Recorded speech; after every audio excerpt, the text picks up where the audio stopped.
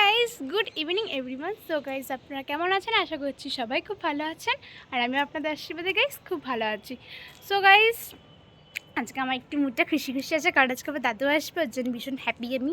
আর 2-3 দিন পরেই মা বাড়ি চলে যাবো, তাই জন্য খুব হ্যাপি আমি।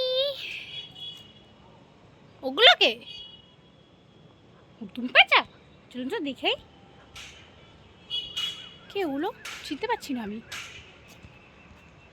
কে এগুলো? কে হতে পারে এটা? কি দেখা যাক। এই তোমরা কে? তোমরা কে? এটা তো আমার মা, আমি এতক্ষণ চিনতে পারিনি। হি হি হি। তো এটা হচ্ছে আমাদের পিয়াজি, যাকে তোমরা সবাই পিয়াজি বলে চেনো। আর এটা হচ্ছে ঋতুপর্ণা। ঋতুপর্ণা একটু হাই করে দাও। ঋতুপর্ণা বলো কিছু। তুমি ঋতুপর্ণা, ও কি ঋতুপর্ণা? হাই করে দাও ঋতুপর্ণা। হাই। পিয়াজি একটু হাই করে দাও। হাই। আর কোয়েল তো কথাই বলছে। কথা বলো একটু।